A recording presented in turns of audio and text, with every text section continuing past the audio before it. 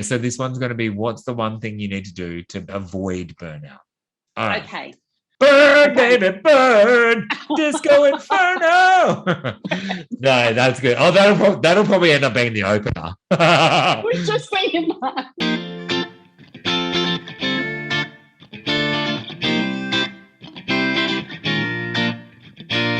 Burning down the house. Hello, my friends. My name is Cal, and you are here with Nicola and I on this week's Topic Talk. This amazing series of topic talks about being in someone's support crew. This is for you.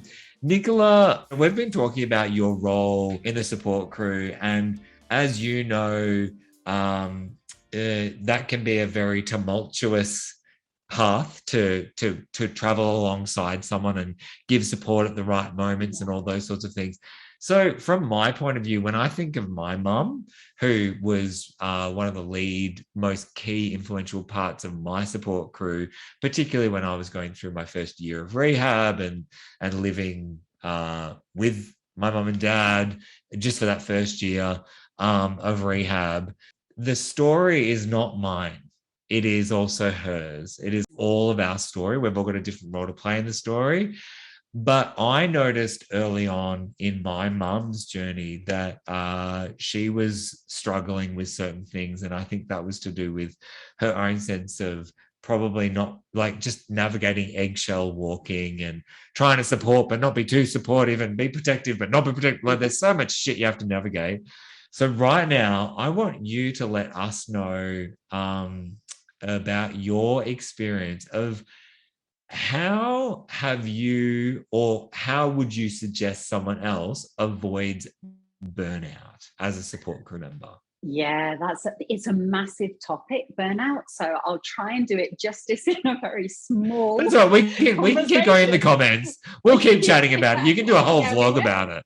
Yeah, we might need to. Yeah. I think the number one piece of advice, I think, is slow down. I mean, life is really goes 100 miles an hour when someone's had a stroke, you're their loved one, and there's so much going on.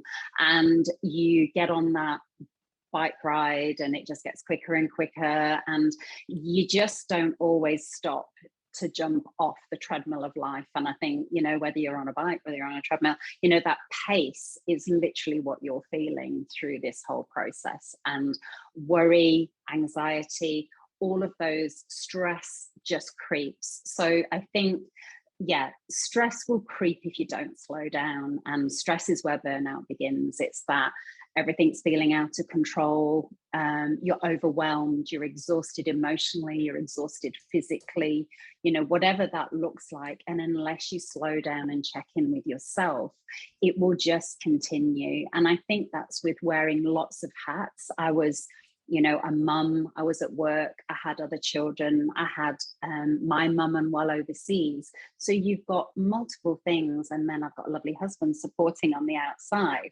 But I think it was the slowing down. I didn't stop. So you need to have a pit stop. Have a pit stop. You're not going to see it happening. Yeah, it's going to burn you in the butt. I love that. Not that it burns you in the butt, but I really love that it just made me think of the Formula One race cars. Like, so many, like, the person that is driving that car and the car itself are the visible shiny bits that we know of, and very talented, skillfully crafted bits to get around so fast. But every time they pull in, there's a whole pit crew of people that have to, like, pull off the tires, quickly do a wedge, pump up a bit, make sure there's gas, make sure there's fuel, do all the stuff, give the person a quick sip of a drink. Like, there's so many people that have to do that. So that I love that there's almost, it just made me think that, like, oh my God, to avoid burnout, like, you got to have a pit stop.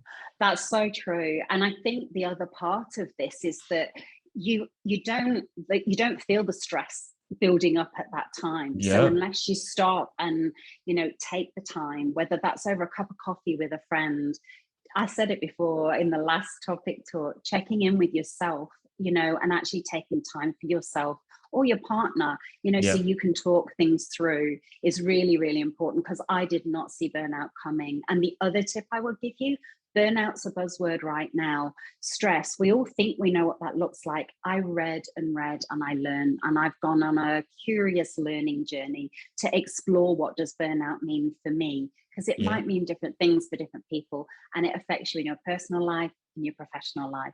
And it's happened to me before, but I didn't realize that it was burnout. So I think, which is amazing, after a 30-year nursing career, I didn't see that it was burnout. So the thinking on it has changed. So be curious, learn, read, and understand what that might look like for you. Wow. Thank you so much, Nicola. That is just like that was a Yeah, pit it's stop huge. into itself.